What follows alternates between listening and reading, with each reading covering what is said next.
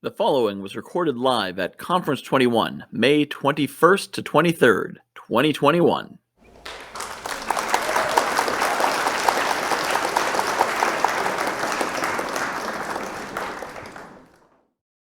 So good morning, afternoon, depending on where you are. My name is Adawn Ehmen, and I own a company located in Kennesaw, Georgia, called Tax Hostage. We're owned by a greater company called CPA Consultants Group, and we focus primarily on saving people from their tax problems or coming alongside them and helping them save themselves from their tax problems. And today I'll be speaking, sort of backing it up a little bit. How do you stay out of tax trouble in the first place as a business owner specifically? And, okay, if you already are in trouble, what are some things that are available to you to help you get out of tax trouble and have this not be a part of your life permanently? Right. So I'm going to share my screen with you just to give you some idea about who I am, so you know who I am, not only what I just told you, but also why listen to me. Right.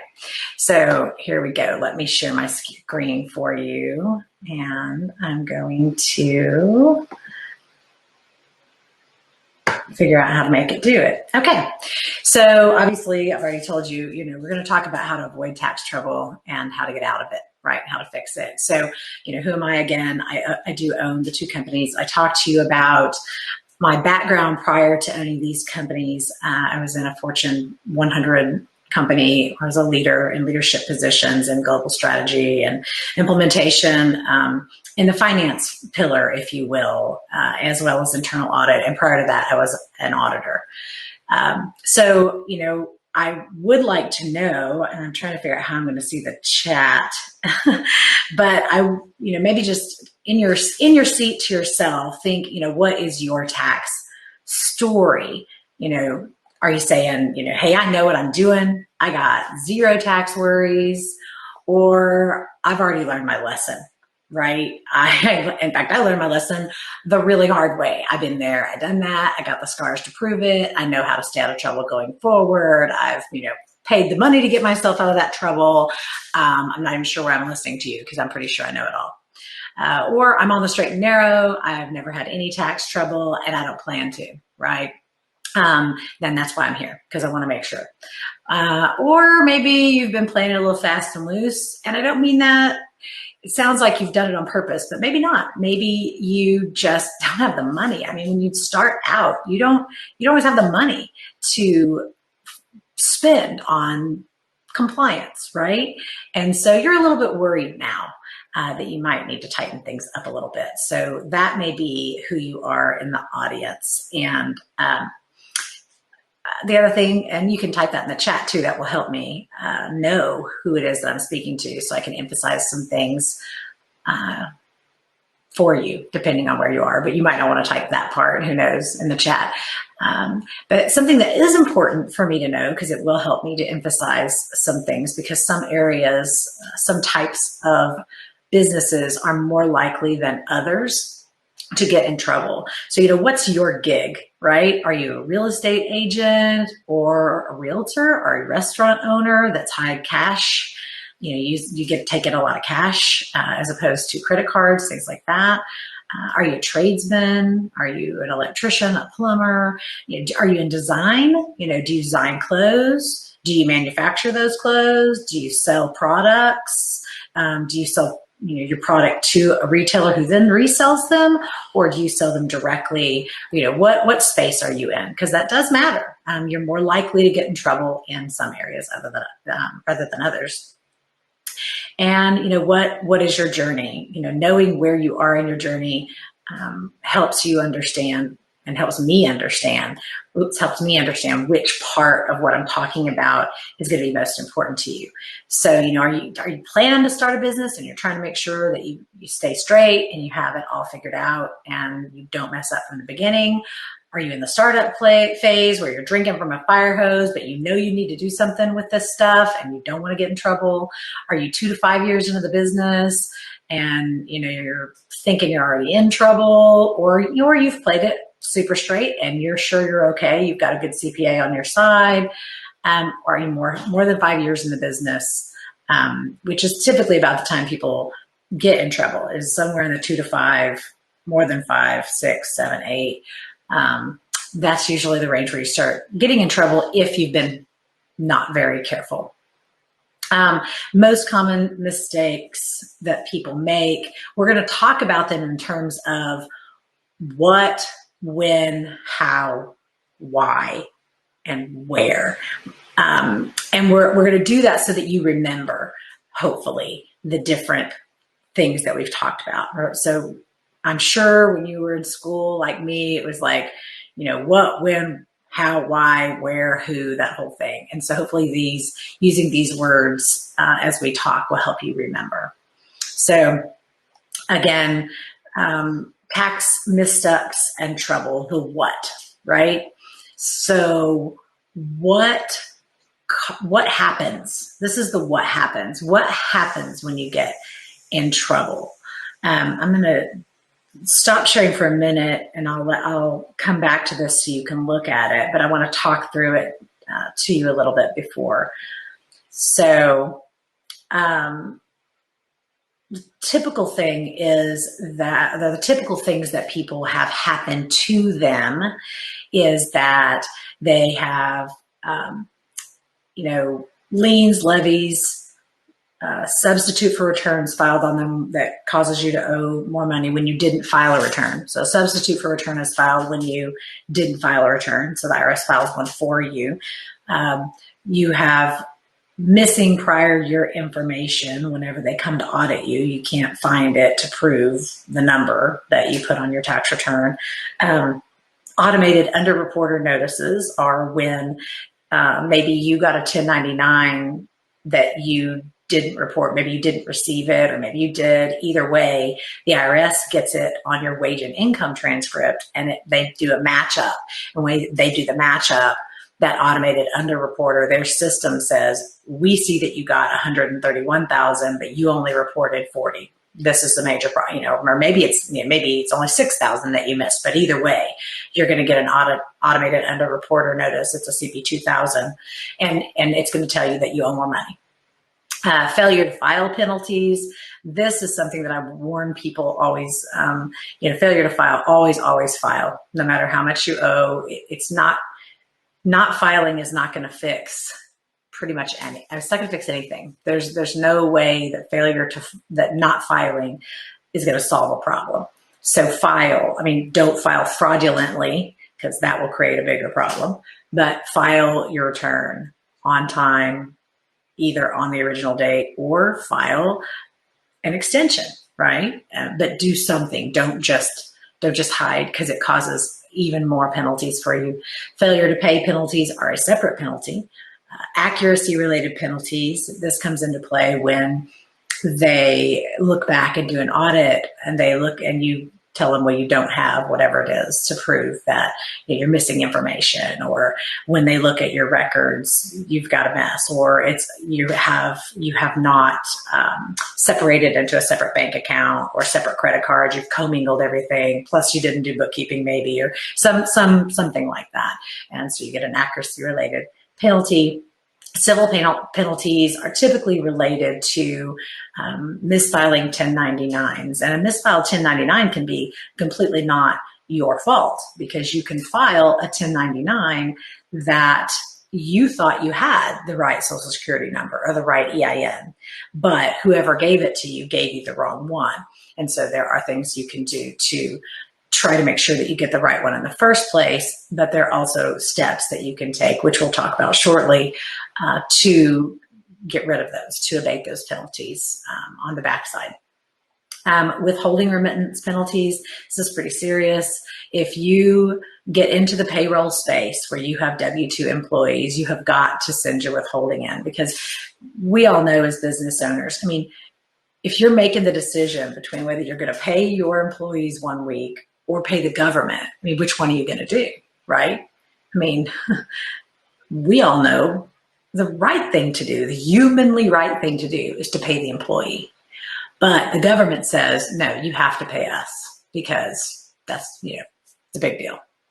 So that withholding, if you don't have enough money to pay your employee and pay the withholding amount that you're supposed to withhold out of their money, that's a trust fund recovery problem. So basically, it's in effect, their thinking is you've taken money from your employee and you've taken it from the government. So it's theft.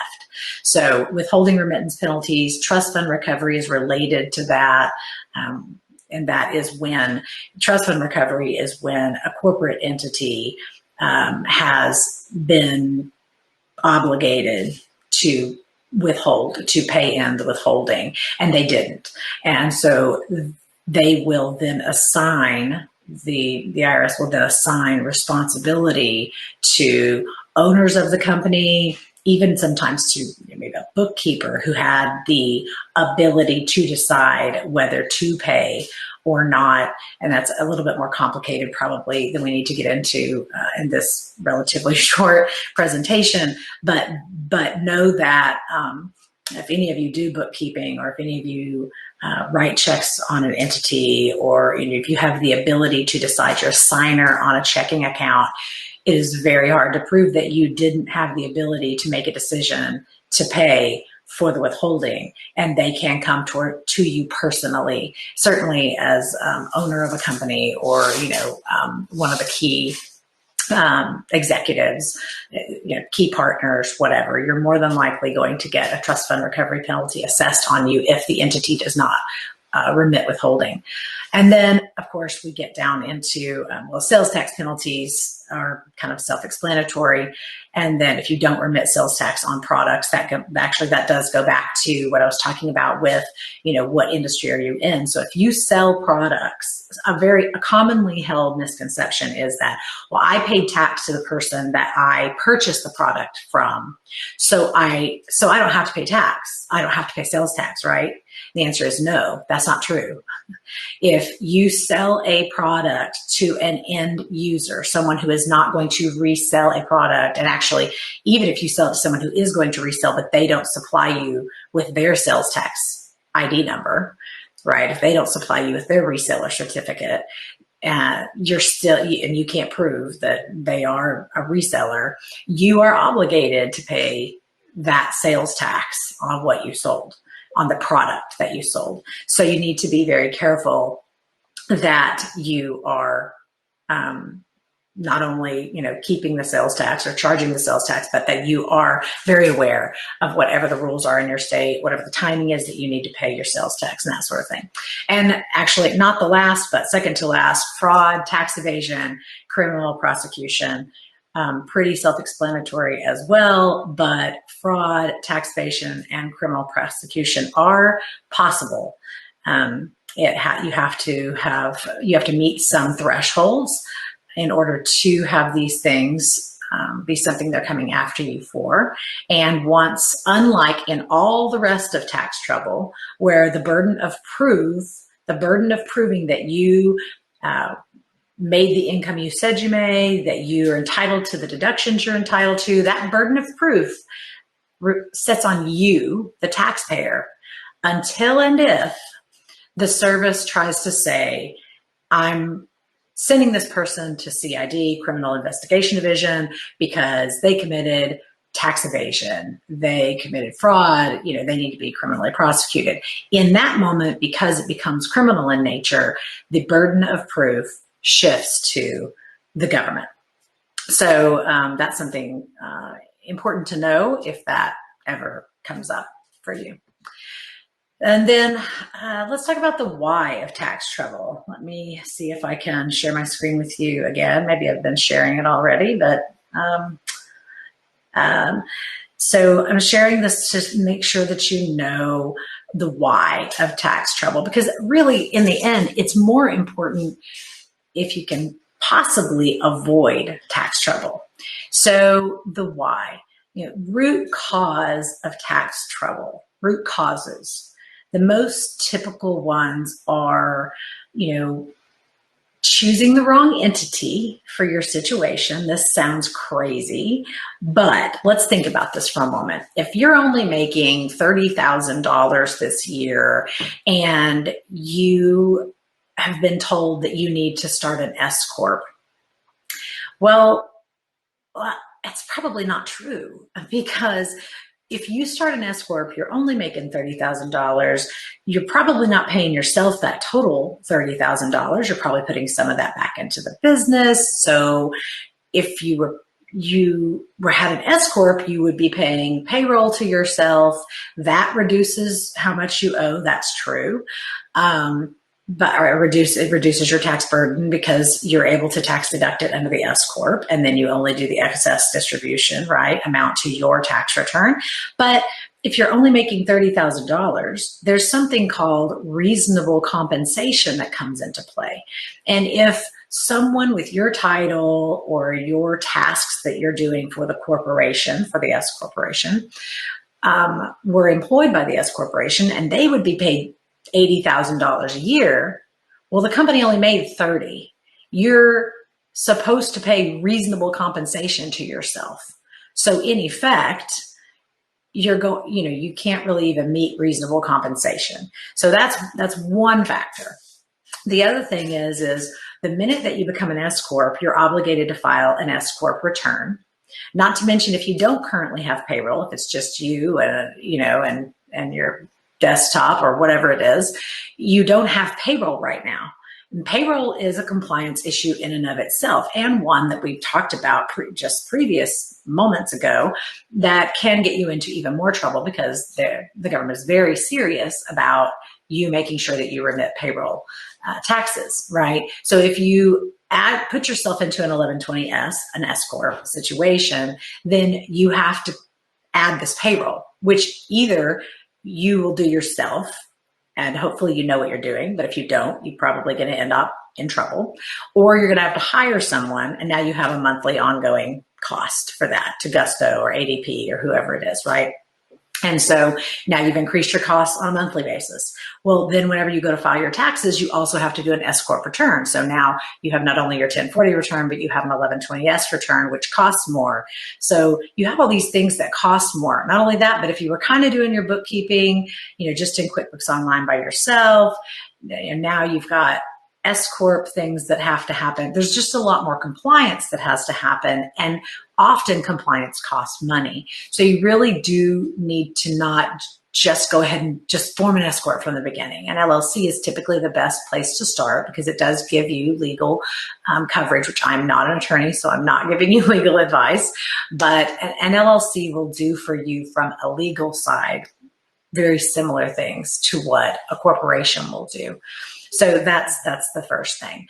Lack of bookkeeping or bad bookkeeping, those are critical because the accuracy related penalty. Also, if the government comes through and sees that you actually got more revenue than you said you did by looking at your cash statements and things like that, that could happen because your bookkeeping wasn't done well, right?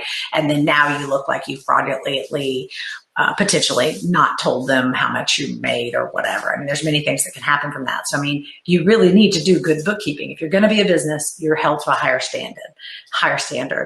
Commingling of funds is in there with bad bookkeeping, lack of bookkeeping, because if you don't have a separate account, a separate bank account, a separate credit card, if you're not keeping those things separate, then it's very hard and more expensive to pay someone to do bookkeeping for you because they have to constantly talk to you. It takes more time to figure out what is your personal expense in your bank account and what is your business expense. Whereas if you keep it very clean in another bank account, another credit card account, it's much more simple to do your bookkeeping. It's much less costly to do your bookkeeping. So that's that. Cash transactions, when you have high cash transactions, it can go one of two ways. I have a recent client actually who it went the way people don't normally think it would go. So most of the time you think, okay, well, cash transactions, they're going to assume that you have but you have underreported how much cash you brought in, right? And that is typically what they're looking for. They're looking for, does your lifestyle look like you're making $1 million, but yet you said you're making $30,000 a year, you have this multi-million-dollar house, whatever. That's very obvious cash transactions issue. And it doesn't have to be $1 million, but I mean, that's something that they will do. And they'll do something called imputing income to you, and they will file a return that changes your return, and they have their reasons. And of course, there's ways to fight that, but that is something that they will do. And then the other side of that is if you're claiming earned income credit and you're doing maybe, housekeeping or something where, you're making money, but you're making cash. And when you go to file your return, you're trying to actually file all the cash or some or whatever. It doesn't even matter what the number is. If you file enough, and you have very low income and you're getting that earned income credit, they will come back to you and say, prove that you made this money. And how do you do that if you're working in cash, right? So that's something you need to make sure that you're aware of and you're watching out for. And then ignorance of compliance requirements, sales tax remittance, quarterly tax payments requirements. People often misunderstand that the burden to pay your tax it exists when you make the money. So that is actually throughout the year, especially if you've been an employee most of your life and you start a company, you're thinking, well, we deal with the tax thing at the end of the year. But the truth is you are obligated to pay your tax due quarterly. And so you can get to the end of the year and pay your entire amount of tax on time by April 15th, but still end up with a failure to pay timely, right? Because they look at it and they say, well, you have this big amount that you owe. You can actually also get that. I've had several clients that have gotten that with the W-2, where they have their W-4 not filled out well or gotten confused somehow. And so they aren't withholding enough. And over time, the government gets frustrated with that. And they'll do something called forced withholding, which is they send it to your employer and say, okay, no, from now on, this person, you have to withhold as if they're single with only one exemption, and you could have 15 kids, an ex-wife, alimony, it doesn't matter. Now you're stuck with this. And that actually is very hard to get off. So be very careful with the feeling of, well, I'm just going to pay them as little as possible and always get to the end of the year and owe them a whole bunch, because they can and will do it in forced withholding. 1099 versus W-2 employee, you need to understand. This is something you can Google, so I won't go into great details since we are running out of time, but you need to know whether you truly have an employee or you have a contractor. And the rules are very specific and very clear. And if you try to get away with having a 1099 contractor when what you really have is an employee who uses your tools, and you tell them when they have to be there, and you tell them exactly what to do, and they're really your employee, you can get in a lot of trouble for that. Not only, are they angry with you, but they will assess penalties and additional amounts that you owe and amounts that you haven't even taken out of your employee's check, right? The other thing is if you do have 1099, we kind of talked about that, making sure that you get that W-9 from every 1099 contractor that you employ. It's really important, because that is your protection for saying, well, that is the Social Security number they gave me. That is the EIN they gave me. Okay, well, going forward, I have to do these things, and I can't pay them if I don't get the right number from them forever. I have to get that fixed. You can't just say, well, I have a W-9 and it's all fine. There are steps you'll have to go through if you do have the wrong number, even though you have a W-9. But that W-9 does help protect you and help you get rid of that first set of penalties they give you. And then you can go forward and fix. Unskilled tax planning and or preparation. This kind of speaks probably on its own, but whether you're doing it yourself or you hire someone who you find out later they're doing it through TurboTax as an unlicensed preparer, prepared by yourself return. Or I've seen what I do for a living. I've seen some real horror stories. I've seen horror stories coming from CPAs that you thought known better, enrolled agents that should have known better. So be very careful. Get a good referral. Make sure you know who you're dealing with. Don't just pay somebody because they're the cheapest one you could find or whatever. And then this last one, I feel like, I think all of us have this in our hearts somewhere, assuming that we won't get caught because you aren't big enough for the tax man to notice you. I hear a lot of people say this, and I think we all can fall prey to this. Like, well, that thing's not that big a deal. It's probably okay.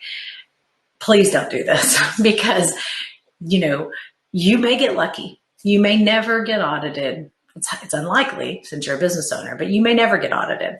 But if you do, and they find that thing, it will cost you far more to deal with the problem than you ever saved by trying to play a little bit fast and loose with the rules.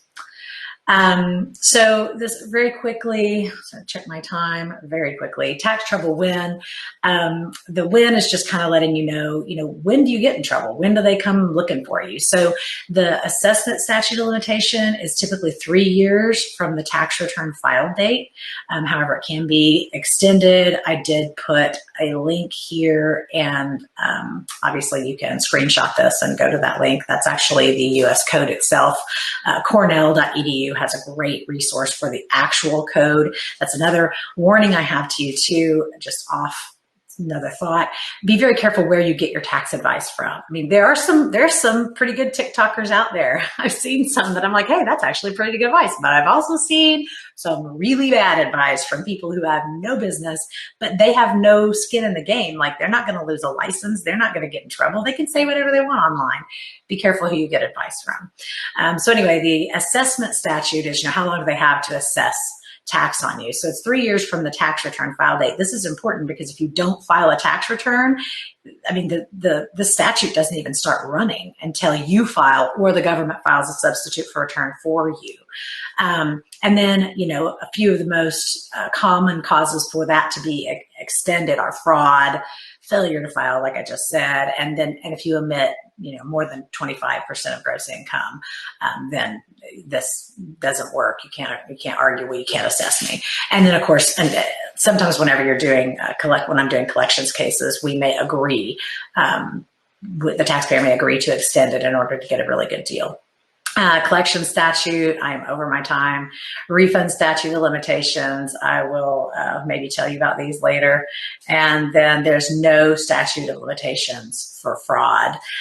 So what if you have a tax problem already? I'm going to give you this so you can at least screenshot it, because they're typical trouble.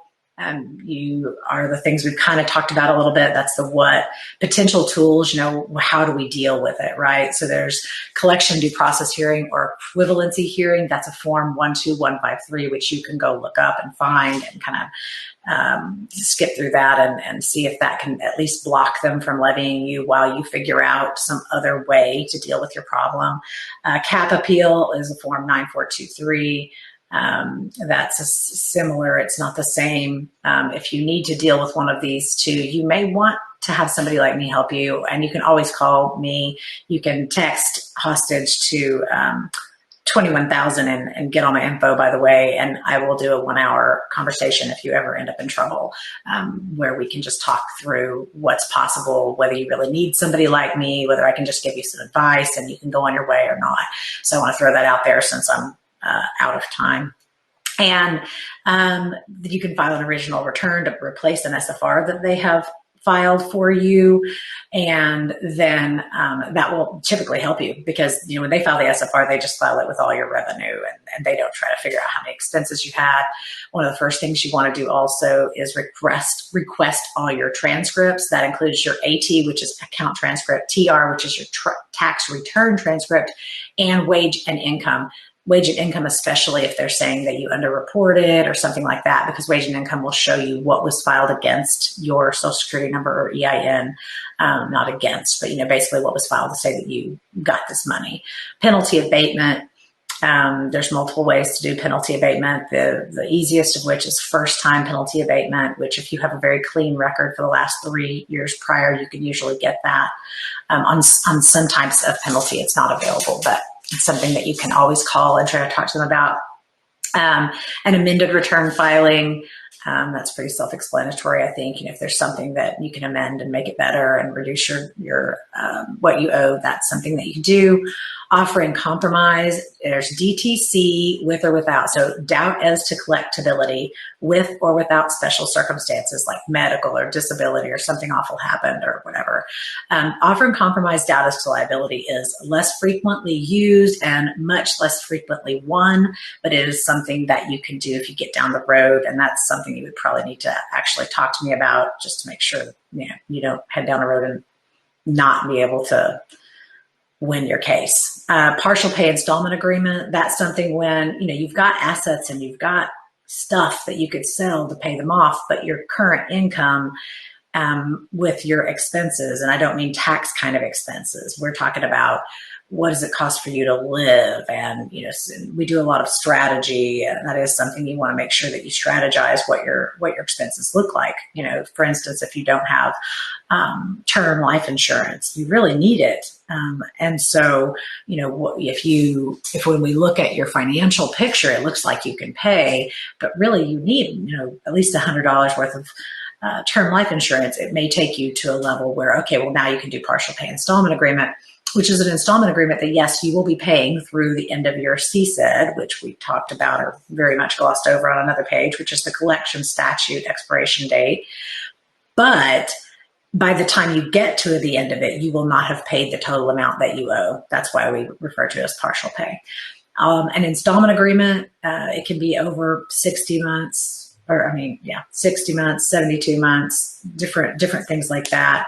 But depending on what size it is and what all you've got going on, but you're going to pay the whole amount that you owe in a regular installment agreement. Currently not collectible is when, you can't pay it right now.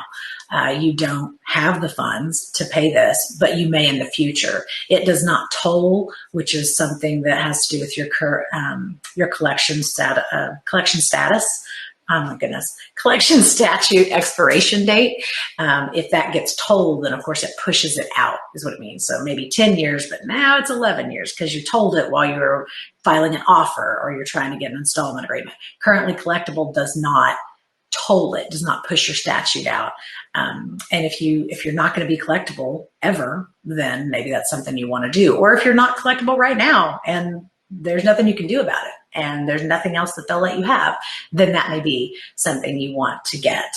They will recheck it, and it's very easy for them to recheck and at least know when they need to recheck, because obviously they get that wage and income information. So they will know when you've got more money than you had when they last assessed you or looked at you. Form 1144 and responsibility. This is related to trust fund recovery penalty. And when they want to interview you for a Form 1144, they are trying to figure out whether you are responsible or not. Please, please do not go to in person, on the phone, anything. Do not go without representation and do a Form 1144 interview. It will probably 99.9% of the time not end up in your favor, even if you really shouldn't be assigned responsibility. So you need to be very careful with that. And then just a reminder of the burden of proof shift. If you had willfulness, or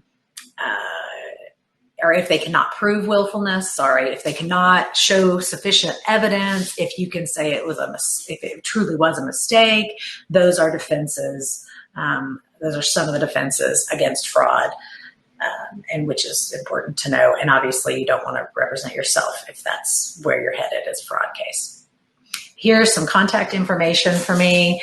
Please, I know that I have run through this. I am now 5 minutes over and I don't want you to feel like you didn't get your questions answered and we didn't get to questions. So feel free to email me your questions at adawn@taxhostage.com. Feel free to set up a consultation with me if you have a tax problem and you need to know if you need someone's help or if you can do it yourself. I absolutely do not mind doing a free consultation for you.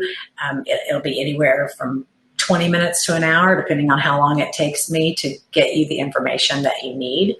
And again, you can always text the word hostage to 21,000 because that way it just sends my digital card and you can save it down to your phone. And then that way, if you have a problem in the future as a business owner, it's kind of like your AAA card that I don't charge you for. You can just put it in that way you can always find me for that free consult. You can also find us at Facebook and LinkedIn. And I don't really have time for questions, but I'm going to open it up for questions if I can figure out how to.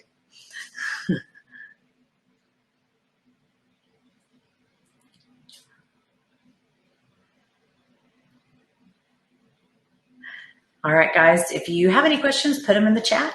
And I know that was really fast. I apologize. I timed that out beforehand and I was just great with the time. but I went over. I apologize for that. Any questions at all?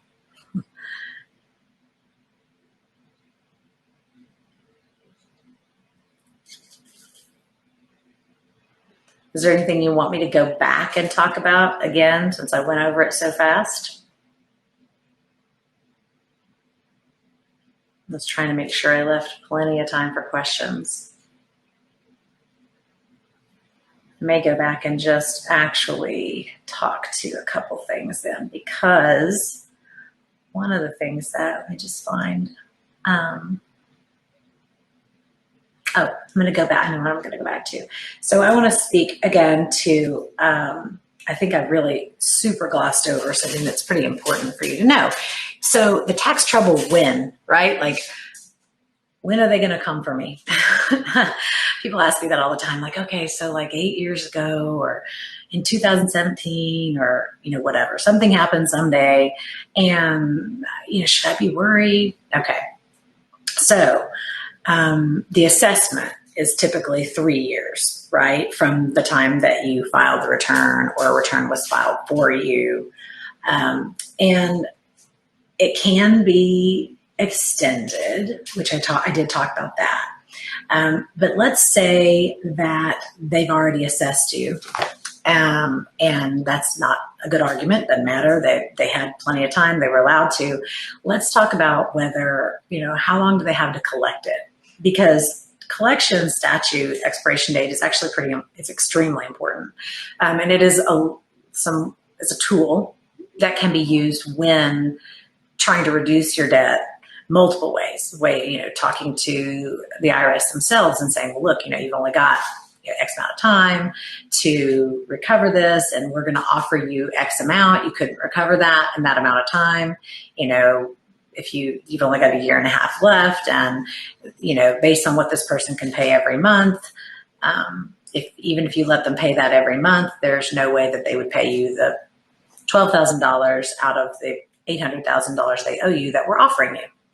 And so therefore it makes more sense for you to take the $12,000 that we're offering you than to continue to beat the drum of that we owe you $800,000, because can't pay you $800,000 anyway, can't get blood out of a turnip, right? So that kind of thing. But you need to know when your collection statute expiration date really is. And one of the critical areas, this is true in bankruptcy as well, because there are also bankruptcy dates that are statute dates that are critical that need to be calculated. And so that's something you would really want to have a professional calculate that, because if your whole argument that you're going to go to the IRS with is that, well, my CSED is passed. And what happens if you do that and you're wrong or you can't prove it, then is that now you've said to them, oh yeah, look at me. Sort of like, the T-Rex, right? If you stay really still, he might not be looking at you. Well, if you say you go after them and you open up the can of worms and you say, okay, hey, I need you to stop sending me these letters, or, whatever. And, all you're getting right now is letters. Maybe they haven't levied you, right? And you haven't even gotten the levy threat letter yet. And you call them up and start raising a ruckus about how your statute has not expired. And they say, actually, no, we've got 6 months left. And now you've accelerated their timetable, because now they are looking at you and they know that you think and they know that you're paying attention to when your expiration is. So they're more likely to come levy you or garnish your wages or, levy your Social Security or whatever, right? Try to take your stuff if necessary, right? So that's something to know. You really need to know the tolling events, which are, offer and compromise, installment agreement, et cetera, different things like that. Anything that you can the rule of thumb is if something keeps them from being able to come after you for a period of time, then that period of time for sure tolls your statute. So you have to tolling means it adds those days onto the end of your statute, right? But it also tolls, it may toll that long, or will toll. It'll toll, say, however many days it was, say it took you a year to figure out an offer and compromise like it did during COVID. And then after that, you've still got another 60 days. So it'll total it, a year from the day it was originally going to end forward past that date, and then plus another 60 days. Installment agreement is that whole time period plus 30 days, that kind of thing. And also remember, so if you have, I have people come to me all the time, haven't filed taxes in 10 years. So they haven't filed taxes in 10 years. Is it wise? Anybody want to take a guess over there in the chat? Is it wise to go back and file all 10 of those years? Do you have to? Anybody? Crickets? So the answer is no. Technically, can the IRS make you file back all of them? Yes. But will they? Probably not. Their Internal Revenue Manual essentially directs them to do 6 years unless they get special permission from their management, effectively, to have you go farther back. So when you go in and you decide you're going to get straight, right? You haven't filed in 10 years, you're getting straight. You're going to want to go back 6 years and file the last 6 years. And that's the main reason, is you don't have to go back that far. And why would you? Because your refund statute, which was also on this page that I was talking to you about, the refund statute is typically just 3 years. So if you file 6 years worth of returns and you had refunds on all those years, you're only going to get them on 3. What would be even worse, though, is if you filed all 10 years and years 7, 8, 9, and 10, you owed money. Now you filed them. So now they're going to get assessed and you're going to owe that money. And if you had let sleeping dogs lie on years 7, 8, 9, and 10, that wouldn't have been added to what you owe. So that's why you don't go back 10 years. You don't volunteer unless they say, that you have to. Why? File back 6, which is what's generally required, and then move on from there. So that was, that's kind of where I was trying to go with that on that page. And then what else did I kind of gloss over? I think that's pretty much the glossing that I felt like I tried to do. I did speak really fast, but go back to this little questions guy, which I don't think you guys can see. I don't think I have my screen shared anymore, but if you have any questions, just throw them on in there. Ooh, I see Stephanie. Stephanie, are you in there actually still? I know Stephanie and Michael. I don't see that you left. Do you guys have questions? I wish I could see you guys. How do I do that, Michael?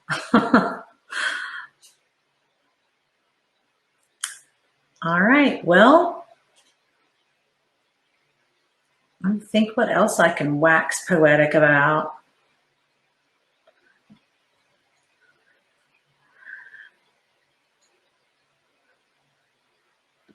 Let's see. I'm looking back through here to see things people usually get confused about. And since I was worried I was running out of time.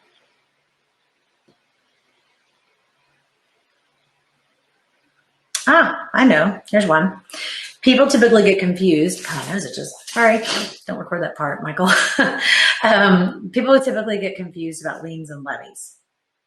So the difference between a lien and a levy is a lien is something that attaches in the county that they file it in. So they file it in the county that they think you live in and where all your assets are at.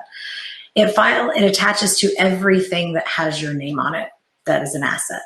So people typically think that a lien is on their house. People will call me, I have a lien on my house. Well, okay, you do, but you also have a lien on your car. You have a lien on everything that is visible to that lien in your county, where it's filed. So that's something to know about a lien. A levy is, and it's continuous, it stays on until you fix it. It stays on. The lien stays on until you do something.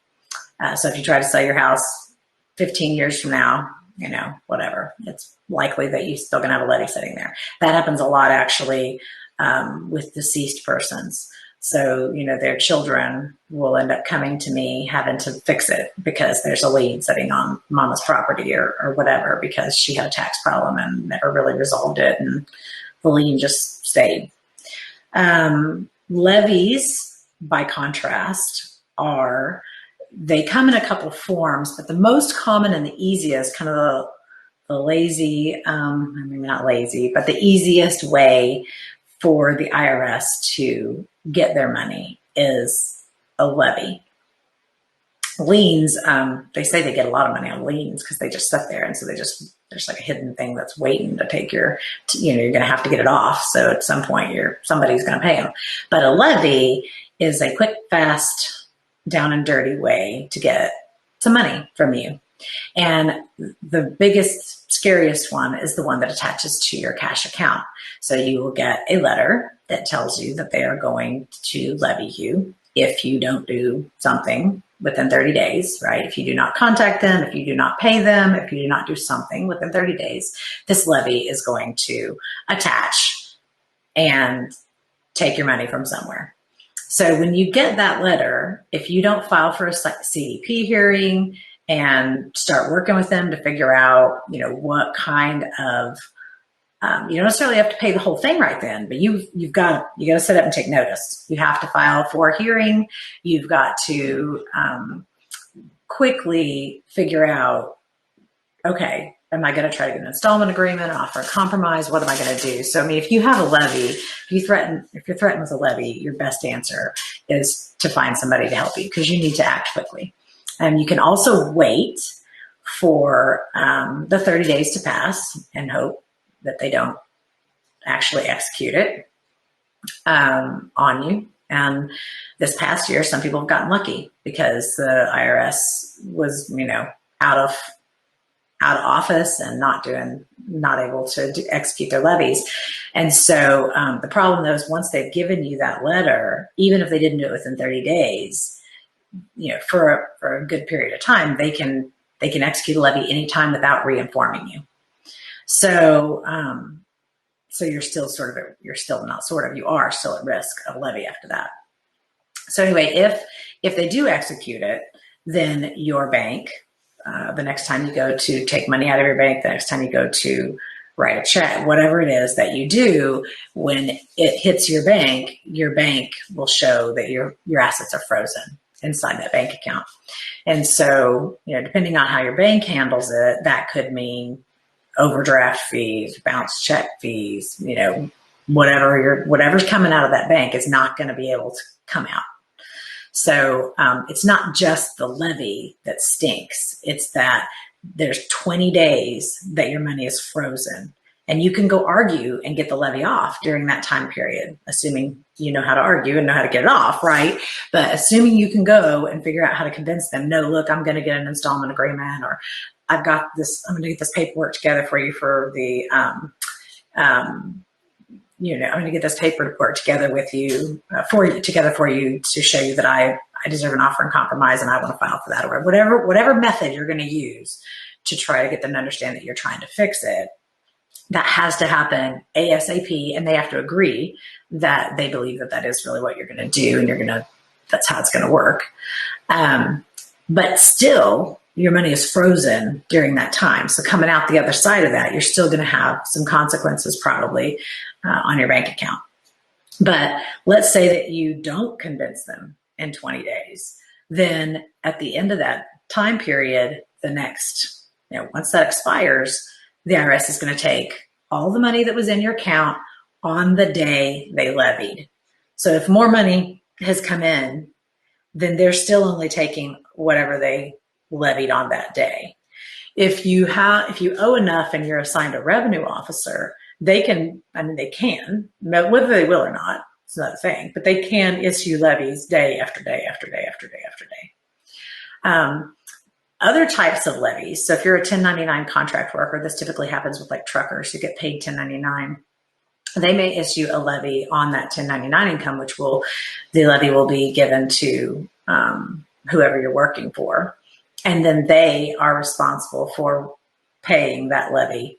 And it'll be an ongoing levy. A garnishment, is a form of levy, if you will. So also, your pay or your Social Security benefits, something that they can take a part of. When they do those ongoing recurring, they do not the whole thing, but some portion of what's coming to you. And it's typically a pretty hefty portion. So I think that's pretty much it. I don't see any questions. I can't think of anything else that people typically, I know there's other things that people ask, but I'm trying to think of, I think that's, the other one I guess would be, people ask me a lot of questions about, well, bad bookkeeping, how much is it, can I just do my bookkeeping myself? Can I do it this way? Can I do it that way? My advice to you is this: it feels like it's just a cost center. It feels like it's just money going out the door. And it feels like you want to save as much money as possible and pay as little as possible for bookkeeping and tax work. Because it's not, my daddy used to say, he's a farmer. He used to say, is it going to make me money? That was always the question. I remember, it's going to make us money. And I understand that mentality. I feel the same way, right? Okay, but is that going to make me money? I definitely feel that way about advertising. I'm like, is that going to make me money? Because it's a lot of money going out the door. It really needs to make us money. And in the case of advertising, I feel like that is literally its sole job. So it really needs to.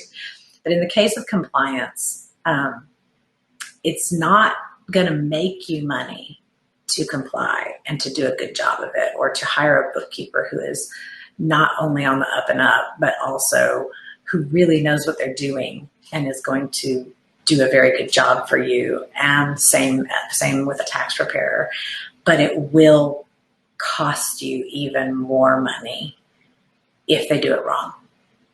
And if you have bad bookkeeping, even if in 5 or 6 years down the road, you're trying to scale and you're trying to figure out how to have employees, all of this, and you realize that, man, this bookkeeping is not great, or your bookkeeper, skips town or stops doing stuff, or I have a client actually now that realized that her partnership was being filed by somebody who's like filing a TurboTax return for her. And it's a nightmare.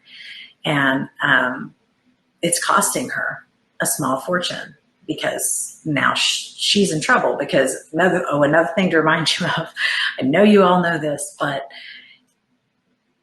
the argument that it's your bookkeeper's fault, your tax preparer's fault, will never work. Even if the IRS person you're talking to or the state tax person you're talking to feels for you, understands, sees your point of view, it's not a good argument, because whether it's fair or not, because why do you hire somebody like that knows what they're doing if you then have to review their work? The reality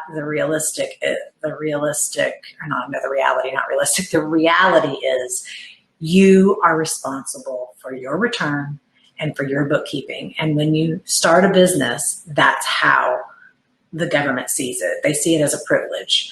And I feel like it is. It is a privilege to be a business owner. I'm glad to be a business owner, but it is also a responsibility. And with that comes very serious consequences if you don't live up to that responsibility. So that's not me trying to tell you need to become a bookkeeper or tax preparer. That's me telling you, get good referrals, and okay, so what? You got to pay this person more.